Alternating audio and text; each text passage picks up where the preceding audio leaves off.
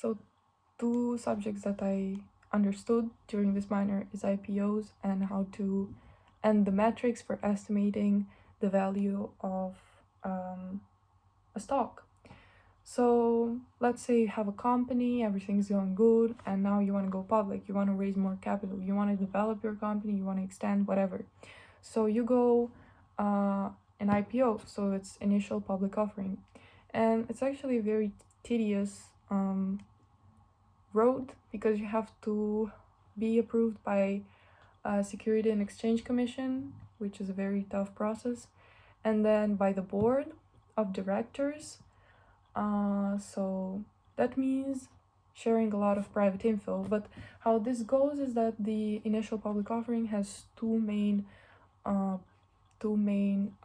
processes, which is pre-marketing and the IPO itself. So I'm going to talk about the steps of these two big stages. So first, the underwriters, which the company chooses, which you choose, you sign an agreement with. The underwriters will come with a proposal, they will do an evaluation, and they will say, okay, this is the price that we think is going to be good for the market and the amount, and yeah, this is how we see the market offering. And then you make a team of lawyers, certified public accountants, SEC experts, so you don't have any problems, and the underwriters. And then you prepare the documentation, which is the prospectus and just the private held information, which is tricky because you have to disclose some of your tactics and can benefit the competition. Then you market your company, so you go out and you say everyone, hey, I'm selling my shares to the company, the most amazing company is gonna be worth millions. So you have like a lot of people wanting to buy it, which will facilitate your price because there's gonna be a lot of requests. So you want to balance the request and the offering that you have. And then when you do all of this, you're done with the marketing, you have the final offering price because you see how big is the request on the market. You need the board of directors to ensure that the process of reporting the accounting and financial documentation info is delivered to the investors every quarter.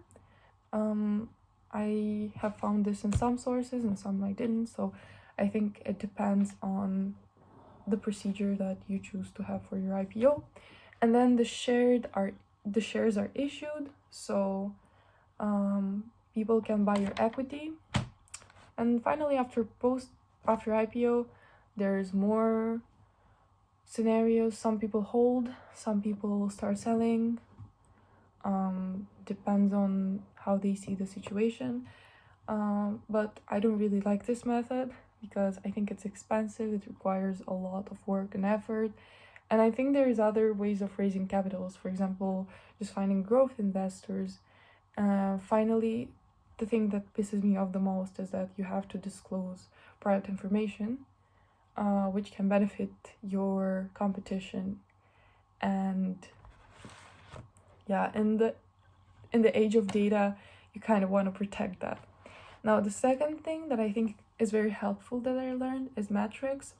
There's several metrics, but the ones that I started looking at, since I like more the growth investment idea, I consider myself a conservative investor rather than an aggressive one. I think for me, dividends are the most important one because it represents some form of passive income. Of course, it means that the company is not investing the money in the company to make it grow or expand, but it means that I'm getting my passive income, which I can reinvest by buying stocks of the company, transforming it into something cumulative. But what I look at is PEG, price per earnings to growth ratio, because I want to find undervalued companies. So I look at something that's less than 1 or around 1. And the other two ratios that I look at is price per earnings. So price per earning is the market value per share divided by earnings per share. So you can actually see how much the company is making per the share that you own.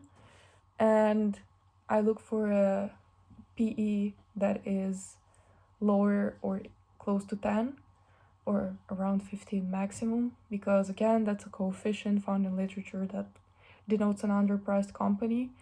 And then I look at the price to book ratio, which is the price per share divided by the book value of the company per share.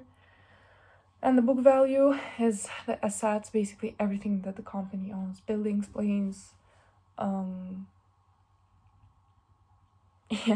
minus the liabilities, which is basically debt. So I always look for something that's lower than 3, and lower the one the better.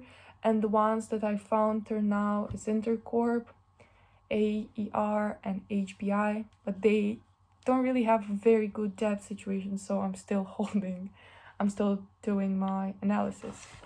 And now about the subject that I was really confused about, it's actually derivative market, because apparently it was one of the factors that facilitated the situation in 2008.